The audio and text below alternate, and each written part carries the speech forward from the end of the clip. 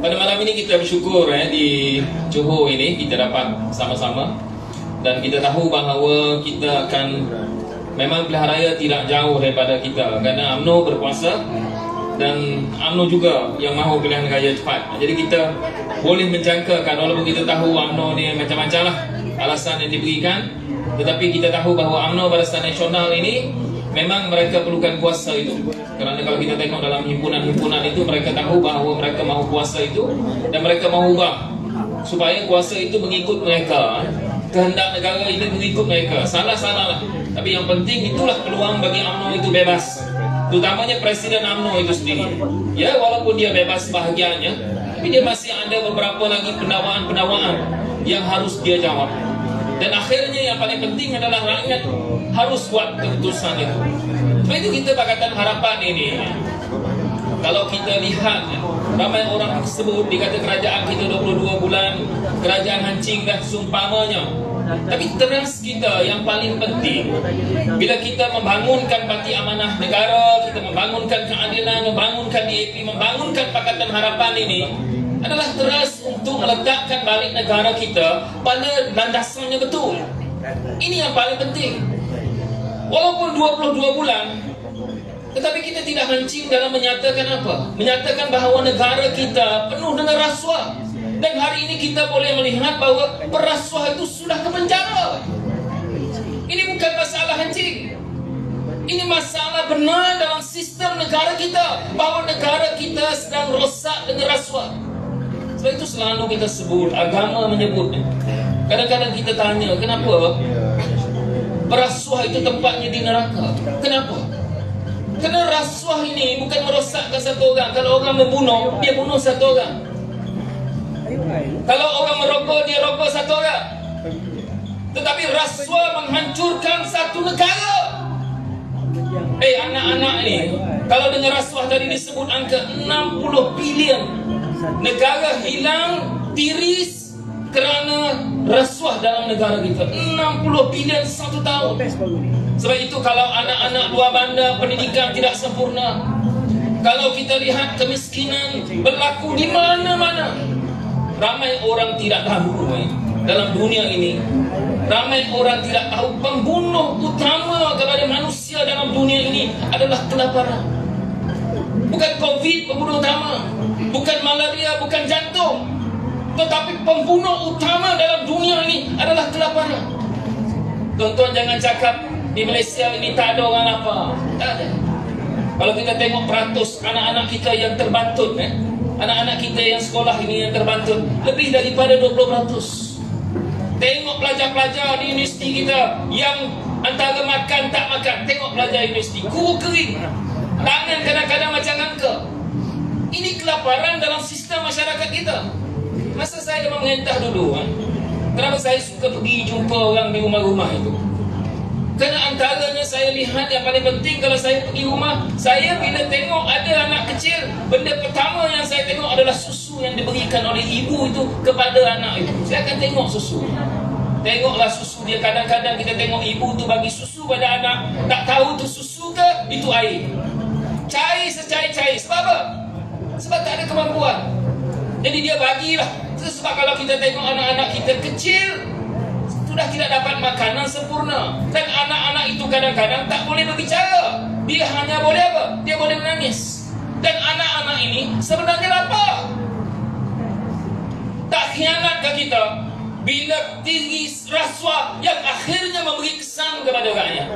Memang saya tahu, utamanya orang Melayu, masyarakat Islam, bila kita berjuang dalam Pakatan Harapan ini, kita seolah-olah duka cita kerana rakyat kita, terutamanya orang Melayu, masyarakat Islam, tak ada kesedaran. Dan yang paling kita pelik sekali, orang-orang yang disebut sebagai agamawan, mereka bersekongkol, kononnya di atas nama apa? Di atas nama kononnya Islam terancam, umat Islam terancam, atas nama penyatuan umat, hanya semata-mata apa?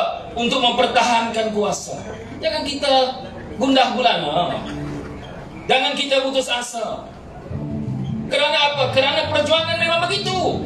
Mahu merubah masyarakat itu bukan mudah. Mahu merubah negara kita bukan mudah. setengah-setengah pemimpin, setengah-setengah negara kadang-kadang mau merubah rakyatnya, memakan nyawa. Indonesia dia kala dia mahu membawa perubahan, membebaskan negara daripada rasuah. Kalau kita lihat pemuda-pemuda di Indonesia itu, dikala mereka menjatuhkan rejim Golkar itu, dikala mereka menjatuhkan Soeharto itu, ada puluhan pemuda yang dikala mereka menjatuhkan rejim dikala itu, mereka hilang sehingga hari ini tak dijumpai. Kerana mereka apa? Berjuang kerana itu. Kita ini berjuang, jumpa lagi, ada lagi, tak sampai ke tahap itu. Sebab itu kita mesti teruskan, dan kesedaran ini mesti ada pada kita. UMNO Barisan Nasional sudah tidak lagi mendapat sokongan majoriti rakyat. Ini terbukti di Melaka, terbukti di Johor. Apa yang UMNO buat? Oleh kerana dia tahu dia tak dapat sokongan majoriti macam dulu lagi, boleh dapat 60%, 70% sokongan rakyat, akhirnya UMNO lakukan apa yang disebut sebagai apa? Sebagai pecah dan perintah. Dia akan pecah belahkan kita. Supaya apa? Supaya macam Melaka dia dapat 38%, tetapi dia boleh menguasai negeri. Kenapa? Kerana masa pilihan raya di Melaka itu memang majoriti orang Melayu tolak UMNO, tetapi orang Melayu ada pilihan. Apa pilihan orang Melayu? Perikatan Nasional. Ada PAS, ada bersatu di situ. Jadi orang Melayu kalau pilihan raya PRU ke-14 dia tak ada pilihan, tolak UMNO, sokong Pakatan Harapan. Sekarang ini mereka diberikan pilihan, kalau tak nak UMNO, ada Perikatan Nasional, tak nak Barisan Nasional, ada Perikatan Nasional. Tapi oleh kerana pilihan raya Melaka, pilihan raya Johor, sedikit demi sedikit rakyat boleh faham dasar pecah perintah UMNO ini tak memungkinkan Perikatan Nasional mengalahkan Barisan Nasional. Tak mungkin. Di Melaka jauh lagi, undi popular dia 24% berbanding 38%. Di Johor begitu juga, dia jauh tertinggal berbanding Pakatan Harapan. Sebab itu kalau kita lihat, rakyat sedikit demi sedikit hari ini sudah mula memikirkan bagaimana untuk mengalahkan Barisan Nasional. Sebab itu Pakatan Harapan, alhamdulillah, saya yakin kesepakatan, kesepaduan kita adalah teras paling penting untuk membetulkan negara dan juga negeri kita. Sebab itu kalau kita lihat hari ini, kalau dulu mereka kata kita bawa cerita dongeng tentang Najib Tun Razak, kita fitnah Rosman Mansur. Kalau tuan-tuan ada masa penghakiman Rosman Mansur tu, bacalah, tengok macam mana ayat-ayat yang digunakan kepada pegawai-pegawai kerajaan. Tengok macam mana ayat-ayat yang digunakan kepada menteri-menteri. Tengok macam mana ayat-ayat yang digunakan dalam penghakiman itu kepada timbalan-timbalan menteri. Semua dicatatkan dalam penghakiman itu. Boleh baca. Begitulah juga dengan penghakiman Najib Tun Razak. Baca penghakiman itu. Tuan-tuan boleh tahu macam mana rasuah yang berlaku dalam negara dan juga dalam keseluruhan apa yang kita sebut sebagai 1MDB itu. Sebab itu hari-hari kita boleh dengar apa yang berlaku dalam negara kita. Sebab itu kalau kita rasa Islam terancam, sebenarnya Islam terancam kalau umat Islam itu lemah. Dan hari ini kita lihat orang selalu menyebut umat Islam lemah, negara kita lemah. Bukan kenapa? Perdana Menteri daripada dulu lagi memang orang Islam. Timbalan Perdana Menteri, pemimpin-pemimpin negara, pemimpin-pemimpin di peringkat eksekutif, kaki tangan awam, ketua polis, ketua tentera, semua di tangan orang Islam. Kalau Islam itu lemah, siapa yang salah? Ini persoalan-persoalan yang harus kita perjuangkan. Islam lemah kerana pemimpin-pemimpin UMNO yang tamak kuasa. Mereka gunakan alasan selamatkan Melayu, maruah Melayu, hidup Melayu, bukan untuk mengangkat orang Melayu, tapi semata-mata untuk apa? Untuk mereka membina kekayaan. Walaupun saya 22 bulan saya tahu Kenapa orang Melayu tak boleh berjaya? Kerana mereka tidak diberikan peluang yang sama. Tuan-tuan, rasuah ini jangan ceritalah. Kalau rasuah daripada bawah sampai rasuah daripada puncak, anak-anak kita takkan boleh berjaya. Anak-anak kita takkan boleh bersaing. Cerdik macam mana pun anak kita, kalau rasuah sudah bersarang, anak kita akan menjadi mangsa kepada sistem dan negara ini. Sebab itu berjuang ini bukan kerana kita parti politik. Berjuang ini bukan kerana kita keadilan, kita DAP, kita amanah, kita ABKO. Bukan kerana itu semata-mata. Kita berjuang adalah untuk negara kita. Sebab itu hari ini kita hadapi apa? Kita hadapi ekonomi, kan? Masalah ekonomi. Ada pemimpin-pemimpin negara ini sebut kita mesti satukan rakyat kita. Satukan orang Melayu, orang Cina, orang India. Tak ada. Yang pemimpin PAS sebut apa? Apa yang dia sebut untuk membangunkan ekonomi kita? Tak ada. UMNO salahkan satu. Satu salahkan UMNO. Ekonomi kita ni, tuan-tuan, kita ni satu negara. Kita ini satu keluarga. Yang Perdana Menteri cakap, mulut saja cakap kita ni satu keluarga. Itu sebab saya selalu bawa apa? Saya sebab mesej saya adalah ini rumah kita. Memang betul, ini rumah kita. Kita nak pergi mana lagi? Ini negara kita, tempat tumpah lahir kita. Sebab itu keperluan sebenar bila kita hadapi ekonomi ini ialah kesatuan kita. Ini adalah saat-saat suka bukan bagi Malaysia tapi bagi dunia. Selepas kita hadapi COVID-19 ini, dunia memang menghadapi kesukaran ini. Tugas kita adalah menyatukan rakyat, bukan memecah belahkan rakyat kerana warna kulit kita beza, kerana agama kita berbeza. Itu sebab kita selalu bawa mesej bahawa rakyat ini mesti disatukan. Dulu Tok Buni Aziz selalu bawa mesej ini. Bawa manusia ini daripada Adam, Adam daripada tanah. Kita semua sama. Sebab apa? Sebab kita daripada bapa yang sama. Dan Sayyidina Ali pun selalu menyebut bahawa kita sesama Islam, kita adalah saudara se-Islam. Kita sesama orang Islam dengan bukan Islam adalah kita saudara sesama insan. Ini adalah teras-teras penting dalam kita membina masyarakat. Sepatutnya yang kita lawan bukan lawan orang Cina dengan orang India lawan orang Melayu lawan orang Cina. Bukan itu negara kita. Sepatutnya yang kita lawan adalah nilai-nilai buruk yang ada pada mana-mana bangsa dalam negara kita. Yang salah, salah. Yang betul, betul. Yang baik disokong, yang jahat dilawan. Barulah bangsa kita boleh maju. Anak-anak kita yang cerdik, bagi mereka peluang, bagi mereka tempat. Di Malaysia ini ada hampir 4.7 juta anak-anak kita yang ada kemahiran. Tapi peluang untuk mereka, pelajar yang ada kemahiran dalam Malaysia sekitar 4.7 juta orang. Tempat untuk mereka hanya ada sekitar 2 juta orang. Ada kekurangan lebih daripada 2 juta. Itu sebab kalau kita tengok, saya dulu masa mula-mula lepas dapat ijazah, saya kerja gaji saya 2,100. Masa mula-mula saya kerja. Itu saya rasa sekitar tahun 2000. Ini tahun 2022. 22 tahun saya tengok pelajar-pelajar ijazah di mula kerja, ada gaji 2,000, ada gaji 2,300. Nak cari gaji 2,500 pun susah. Lepas 22 tahun, masa tu saya beli rumah kos sederhana harga 65,000. Sekarang rumah yang sama harga dia 220,000. Tonton bayangkan, rumah naik 3 kali ganda, gaji boleh kata hampir sama. Apa nak jadi pada sistem kita? Sebab itu kalau kita lihat, bukan kata tak ada formula untuk tingkatkan gaji anak-anak kita, ada. Kenapa gaji si swaza jadi begitu? Salah satu puncanya adalah pekerja asing.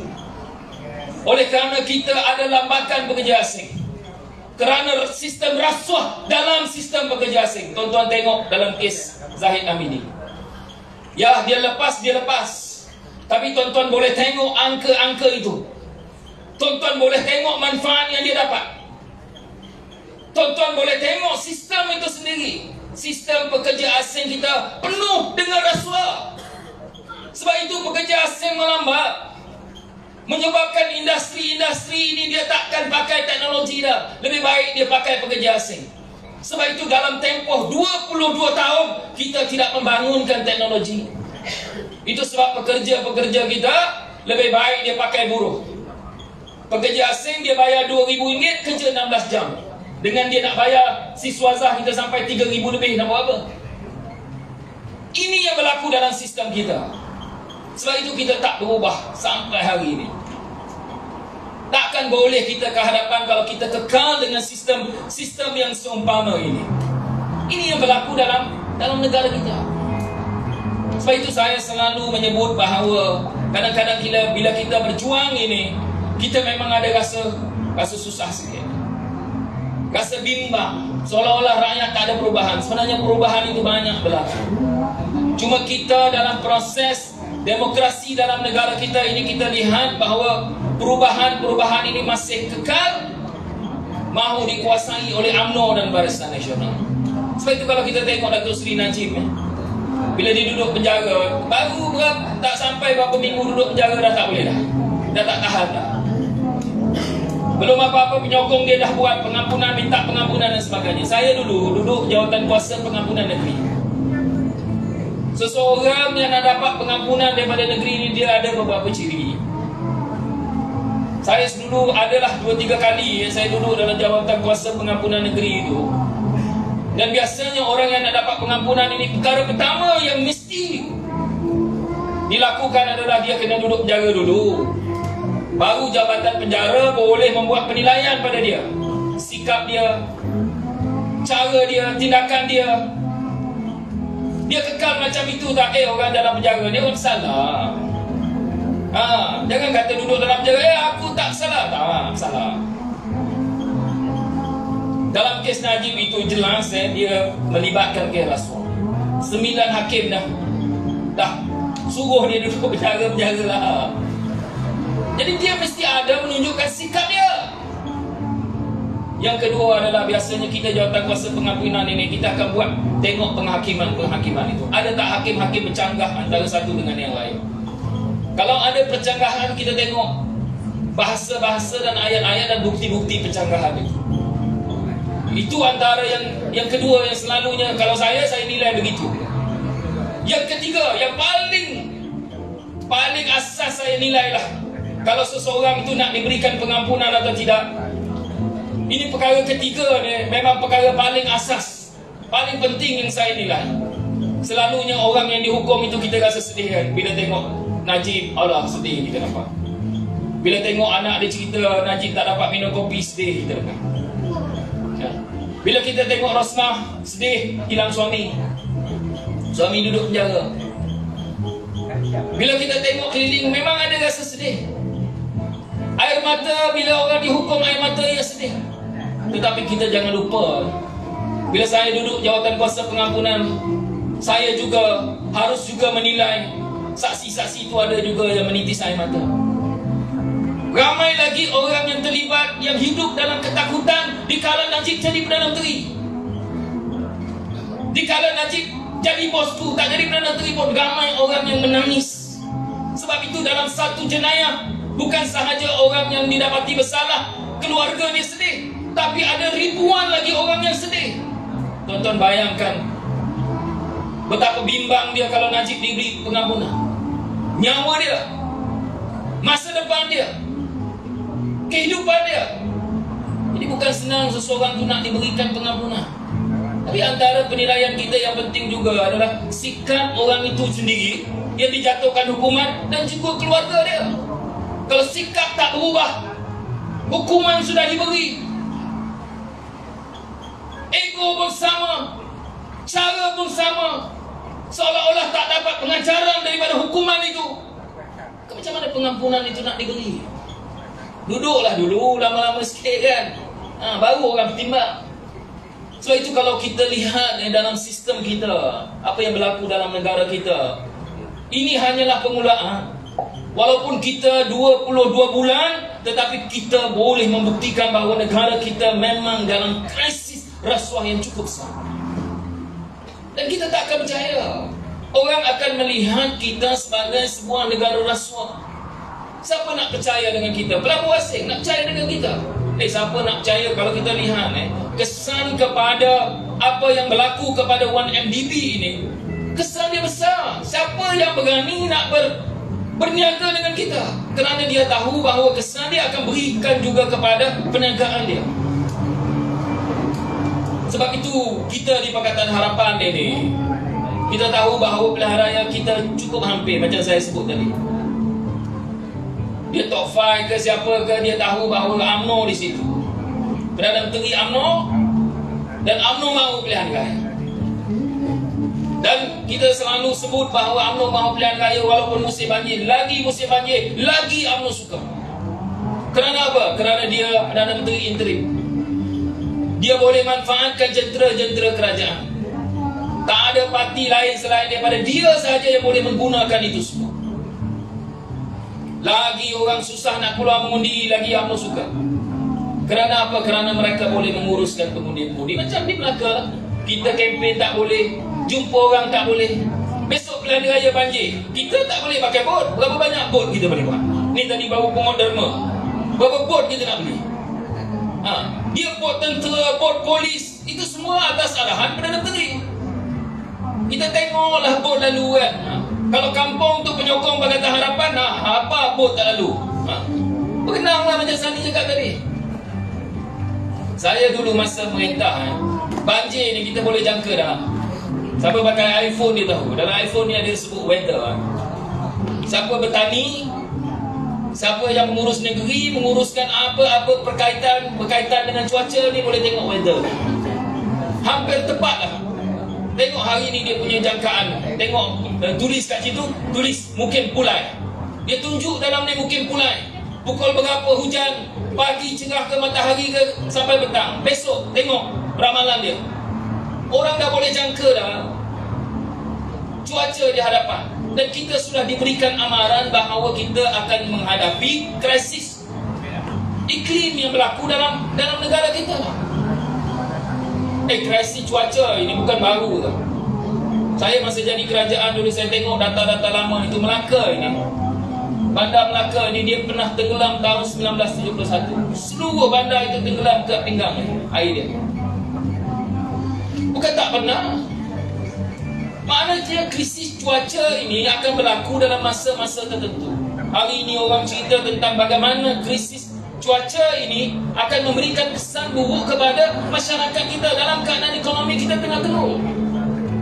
Tadi teman-teman ada cerita tentang harga barang, tentang bagaimana pekerjaan kita, tentang bagaimana masa depan kita. Sebab itu kita jangan putus asa membetulkan negara kita. Pakatan Harapan adalah di landasan yang betul. Kita parti yang menyatukan masyarakat pelbagai kaum dalam negara kita. Formula kita mudah saja. Kalau masyarakat kita bersatu, kita akan jadi sebuah negara yang kuat. Kalau masyarakat kita berpecah belah, kita akan jadi sebuah negara yang lemah. Sebab itu macam saya sebut daripada awal tadi, Islam takkan terancam dengan politik yang kita gunakan macam ini. Tetapi Islam akan terancam kalau negara kita tidak diurus dengan betul. Kerana majoriti dalam negara kita adalah umat Islam, dan akhirnya umat Islam lah yang tertinggal. Saya bila jadi Ketua Menteri, baru saya tahu sebenarnya kalau sebutlah orang Melayu hilang tanah orang Melayu tergadai, tak payah bohonglah. Kuasa itu ada pada seorang, iaitu Ketua Menteri atau Menteri Besar. Tak payah ceritalah, tak payah bohonglah rakyat. Kalau hilang tanah itu, kuasa ada Ketua Menteri atau Menteri Besar. Jadi tuan-tuan boleh jawablah. Kalau orang Melayu tak payah ceritalah, ini kuasa orang Cina lah, ini kuasa orang India lah, orang Cina ambil tanah lah. Bohong semua itu. Saya bila jadi Ketua Menteri, ada 3 kawasan tanah yang saya batalkan pengambilannya sebelum daripada itu. Di Kampung Kandang, saya batalkan. 100 ekar lebih tanah orang kampung, saya batalkan. Dimungkin ruang tunggal, saya batalkan. Tanah Sandabi, premium sudah dibayar 28 juta kepada kerajaan negeri, saya pulangkan, batalkan. Ini yang berlaku. Bohonglah. UMNO semata-mata kerana kononnya Melayu. Yang tergadai ini semua kerana UMNO. Bohong. Akhirnya bangsa jadi lemah, agama jadi jauh tertinggal. Ini semua adalah kerana apa? Kerana tamak, kerana nak kuasa, nak kaya. Contoh dah ada di depan mata kita. Memang sebahagian orang tak sedar. Sebahagian orang Melayu takkan ada kesedaran. Sampai bila dia tak sedar? Sampai dia mati. Sebab dalam sejarah Islam ini, orang yang melawan, yang menyokong kezaliman ini, dia sedar. Sampai bila? Sampai dia mati, baru dia sedar. Bukan dia sedar pasal rasuah tu, dia sedar dia dah mati. Itu saya. Memang ada sebahagian manusia begitu. Tapi rakyat Malaysia, saya cukup yakin, orang muda, macam saya sebut tadi, bohonglah majoriti rakyat Malaysia ni menyokong UMNO. Majoriti rakyat Malaysia sudah tidak lagi menyokong UMNO. Sebab itu kita mesti bina muafakat kita. Daripada muafakat itulah rakyat ada keyakinan untuk bersama-sama dengan kita. Jangan musuhi rakyat. Sebahagian daripada kita ni pun yang ada kesedaran, dulu UMNO juga, dulu hidup Melayu juga, tapi akhirnya ada kesedaran. PRU 14 membuktikan bahawa majoriti rakyat ada kesedaran itu. Walaupun mereka main PH hancing dan sebagainya, itu semua bohong. Hancing macam mana pun kita, macam disebut tadi, ada manifesto, janji kita tunaikan. 22 bulan, bukan senang tau, 22 bulan nak tunaikan janji ni. Ni yang 30 bulan pun kita tak tahu apa benda dah. Manifesto tak ada, masuk pun pintu belakang, ada yang tebuk atap. Apa nak jadi pada sistem kita?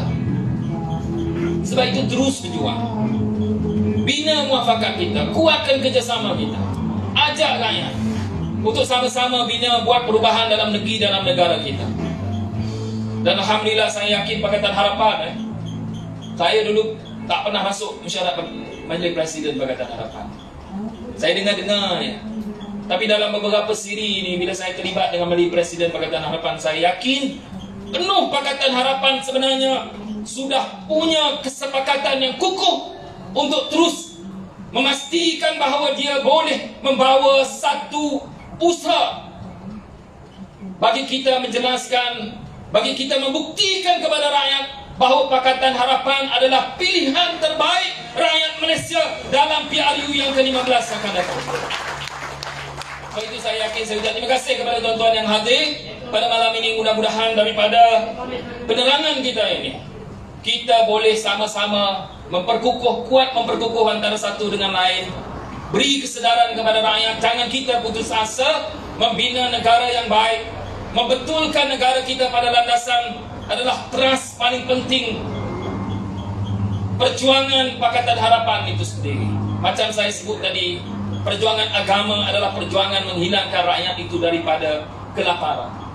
Perjuangan agama itu menghilangkan rakyat itu daripada kejahilan. Dan perjuangan agama itu adalah menghilangkan rakyat itu daripada kedukaan. Itulah perjuangan sebenar yang boleh menjanjikan masa depan akhirat kita dengan lebih baik. Sebab itu kita harus terus berjuang, dan yakinlah perjuangan kita itu perjuangan yang benar, akhirnya akan menemui kemenangan juga insya-Allah. Sekian wabillahi taufiq wa hidayah. Assalamualaikum warahmatullahi taala wabarakatuh.